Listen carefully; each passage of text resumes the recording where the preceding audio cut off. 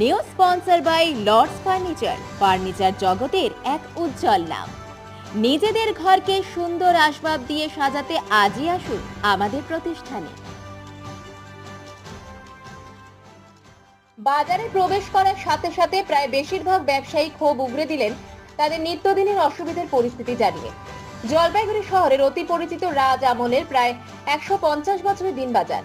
প্রতিদিন জলশহরে প্রায় বেশিরভাগ মানুষ এখানে আসেন বাজার করতে। সবজি বাজার থেকে মাছ বাজার এখন খুবই করুণ অবস্থায়। জলপাইগুড়ি দিন বাজারে মাছ বাজারের ছাউনি থেকে বর্ষার শেড থেকে জল চুঁইয়ে পড়ছে, ফলে দোকানদার ও খদ্দেরদের বৃষ্টিতে ভিজে কেনাবেচা করতে হয়।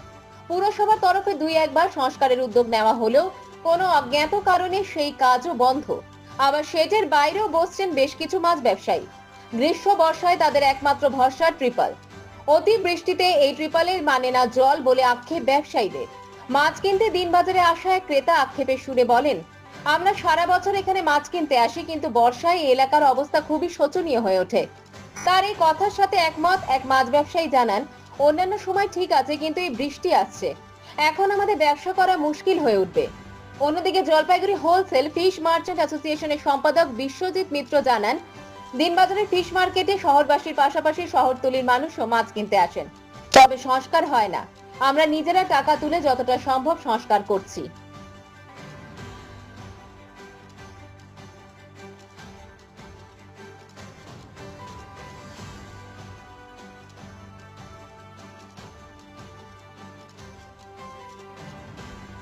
হ্যাঁ, শেড তো আছে টিনের, কিন্তু জল পড়ে, তো চারিদিকে জল টল পড়ে, এইভাবেই ভিজে করতে হয় সমস্ত। এরকম আমাদের একটা সাইড তো ভাঙিয়ে ওইভাবে রেখে দিয়েছে। টিন তো জল পড়েই, কিছু করার নেই, জল পড়ছে, খুবই অসুবিধা আছে। এই যে রাস্তা বানাইছে মিউনিসিপ্যালিটি, রাস্তা বানাইলো, এই রাস্তাতে পা দেওয়াও যাচ্ছে না, লোক পড়ে যাচ্ছে। ড্রেনগুলো ঠিক করবে বলে কই কিছু ড্রেন ফ্রেন কিছু ঠিক হলো না। আগে একটা টিনের শীট ছিল, সেটার অবস্থা খুব ভালো ছিল না। তারপরে এরা বলেছিল খুলে নতুন করে করবে, কিন্তু এটা দীর্ঘদিন হয়ে গেছে, দেখছি খোলা হয়নি। গরমের দিনেও অসুবিধা, রোদ্রের তাপ দেখতেই পাচ্ছেন কীরকম। বর্ষা আসলে তো আরও বেশি অসুবিধা হবে। বর্ষা একদম দোরগোড়ায়, যখন তখন বর্ষা চলে আসবে, তখন অবশ্যই সবারই অসুবিধা হবে যত কাস্টমার। এখন মাছ ব্যবসা কাস্টমার আমরা তো কিছুক্ষণ সময়ের জন্য আসি, সারাক্ষণ তো মাছ ব্যবসায়ী থাকে, আমাদের তো হয়তো অসুবিধা তাদের বেশি হবে, কিন্তু যেই কাস্টমার যখনই আসবে তাদের একটা জলের একটা প্রবলেম হবেই এবছর বর্ষায় এই জায়গাতে। আমি তো এটা পার্মানেন্ট খুব ভালো করা হবে, এবং বাজারটাও কিছুটা হাইজেনিক পরিষ্কার করা হোক, সেই জায়গাটা ক্লিয়ার থাকলে। যেমন রাস্তাটা হয়েছে কিছুটা ভালো হয়েছে, কিন্তু বাকি যাদের টিনের শেডটাও যদি হয় এবং রাস্তা কিছু ড্রেনেজগুলো ক্লিয়ার থাকে, তাহলে আরও ভালো হবে, আমরাও বাজার করতে ভালোভাবে আসতে পারবো। আমাদের যে বাজারটা হচ্ছে প্রায় 150 বছরের বাজার, এবং এটা রাজার আমলের বাজার। এবং আমরা দেখেছি বিগত দিনে আর কি এই বাজার নিয়ে জলপাইগুড়ি পৌরসভার যে ভাবনা চিন্তা, সেই ভাবনা চিন্তার সাথে আমাদের কিন্তু কোনো রকম আমাদের সাথে কোনো কথাবার্তাও বলে না, বা ভাবনা চিন্তাটা বাজার নিয়ে উদাসীন, বলতে গেলে উদাসীন। এবং আজকের যা বাজারের অবস্থা, তাতে দেখবেন যে আমাদের যে শেডগুলো আছে পুরো শেড ভেঙে পড়ে আছে, এবং খুঁটিগুলো পর্যন্ত নড়ে গেছে, এবং খুঁটিগুলো কোনো একটা সময় একটা বড় একটা অ্যাক্সিডেন্ট হতে পারে। রিটেলাররা যেখানে বিক্রি করে সেখানেও একই অবস্থা।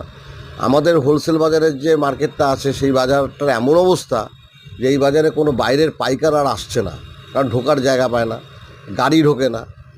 একটা এত বড় হোলসেল বাজার, সেই বাজারে কোনো রকম ডেভেলপমেন্ট বলতে সেই অর্থে আমাদের কোনো ডেভেলপমেন্ট নাই। দিনকে দিন আমাদের ব্যবসা কিন্তু নিচের দিকে যাচ্ছে। এবং আজকে যা অবস্থা হচ্ছে যে এই বাজার, আমরা বারবার পৌরসভাকে বলেছি, আমাদের এই বাজার নিয়ে একবার মোহন বোস যখন তৎকালীন চেয়ারম্যান, উনি একটা উদ্যোগ নিয়েছিলেন বালা বাড়াতে, এবং সন্দীপ মাহাতো অনেক চেষ্টা করেছিলেন সেই সময়, কিন্তু কি কারণে সেটা বন্ধ হয়ে গেল আমরাও জানি না। পরবর্তীতে যে নতুন বোর্ড আসলো, সেই নতুন বোর্ডে সৈকত চ্যাটার্জি ব্যক্তিগতভাবে উদ্যোগ নিয়েছিল, ডিএমকে ফোন করা থেকে শুরু করে সব, যে বালাপাড়ার প্রজেক্টটা কি হলো, এটা উত্তরবঙ্গ উন্নয়ন পর্ষদের থেকে হওয়ার কথা ছিল।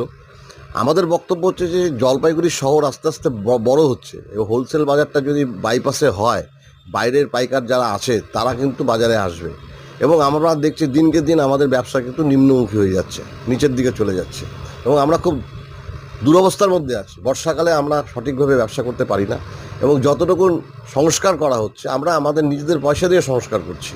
জলপাইগুড়ি মার্চেন্ট রোড আরবি দে কমপ্লেক্স সুবর্ণা, এখানে আপনারা পেয়ে যাবেন রকমারি গিফটের সম্ভার। বার্থডে পার্টি হোক কিংবা অ্যানিভার্সারি, আপনার প্রিয়জনের জন্য সমস্ত রকমের গিফট পেয়ে যাবেন সুবর্ণাতে।